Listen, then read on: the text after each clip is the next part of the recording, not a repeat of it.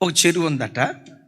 ఆ చెరువులో రెండు రెండు చేపలు ఉన్నాయట, మగ చేప ఆడచేప. మొత్తానికి మగ చేప కంటే ఆడచేపకి భక్తి ఎక్కువ అంట. చేపల్లోనే కాదు, మనుషుల్లో కూడా అట్లాగే ఉంది. ఆడచేపకి చాలా భక్తి ఎక్కువ అంట. చెరువులో నీళ్ళు అయిపోతూ ఉన్నాయి. ఈ మగ చేప పదే పదే కలవరపడతా ఆడచేప దగ్గరికి వచ్చి అంటదట, చెరువులో నీళ్ళు అయిపోతున్నాయి, ఇక ఇవాళ్ళు రేపు బెచ్చవాడు వస్తాడే, వలేస్తాడే, మనల్ని పట్టుకొని పోతాడే, వేసుకొని మొక్కలు చేసి కైమ చేసి తింటాడే, అయిపోయిందే మన బతుకు. చెరువులో నీళ్ళు ఉంటే ఏదో ఒకటి మూలకెళ్ళి దాక్కునేవాళ్ళు, చెరువులో నీళ్ళు అయిపోతున్నాయే అని అంటే ఆడచేప అంటదట, ఏడవకండే, చేపలు మాట్లాడుకుంటాయా అని అడగొద్దు, మీకు అర్థం అవటానికి చెప్తాను. చెరువులో నీళ్ళు ఎండిపోయినా, బెచ్చవాడు పట్టుకోవటానికి వచ్చిన ఆఖరి క్షణంలోనైనా ప్రభు మనల్ని తప్పిస్తాడు. ఆఖరి క్షణంలోనైనా దేవుడు అద్భుతం చేస్తాడు. కలవరపడకండి. దినాలు అట్లా గడుస్తూనే చెరువులో నీళ్ళు ఇంకిపోతున్నాయి.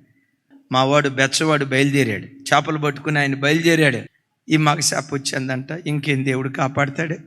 అదుగుదుగు వాడు అడుగులు సవడి టక్ టక్ టక్ టక్ టక్ టక్ అడుగులు సవడి వినపడుతుంది, అయిపోయిందే. ఏడవకండి, దేవుడున్నాడు, ఆఖరి క్షణంలో ఉన్న దేవుడు కాపాడుతాడు అనే లోపు బెచ్చవాడు రానే వచ్చాడట, వాళ్ళు వేసాడంట. విచిత్రం ఏంటో తెలుసా, ఆ వలలో ఏ చేపలు పడ్డాయో లేదో తెలియదు కానీ ఈ రెండు చేపలు పడ్డాయి అంట. ఇంటికి తీసుకెళ్ళాడంట, ఆ బండ మీద వేసాడట. భార్యతో చెప్పాడట, గళ్ళుప్పు తీసుకొచ్చి చేపలు బండకేసి రుద్దేశాయి, కత్తిపేట తీసుకురా అని చెప్పాడట. మగచేప అంటుందట, ఉప్పు కూడా తీసుకొచ్చిందే, అయిపోయింది మన పని.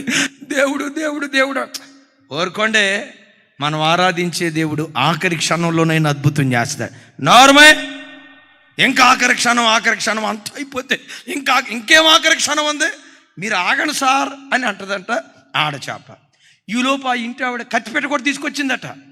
ఏమండి కొయ్యబోతున్నాను అని అట్లా వంగబోయే లోపు మెల్లిగా టప్ టప్ టప్ టప్ చినుకులు పడుతున్నాయి అట. ఎప్పుడైతే చినుకుల శబ్దం వినబడిందో వెంటనే ఈవిడ అయ్యయ్యో బాల్కనీ మీద బట్టలారేసాను, అవి తడిసిపోయేటట్టు ఉన్నాయి అని చెప్పి అడావుడిగా పరిగెత్తుకుంటా బాల్కనీ దగ్గరికి వెళ్ళి ఆ బట్టలు చదువుతా, పావు గంట సేపు ఆ బట్టలు చదువుతా ఈ చేపల దగ్గరికి వచ్చే లోపు విస్తారమైన వర్షం వచ్చింది, ప్రవాహం వచ్చింది. ఆ ప్రవాహంలో ఈ రెండు చేపలు కొట్టుకొని పోయినాయి అంట.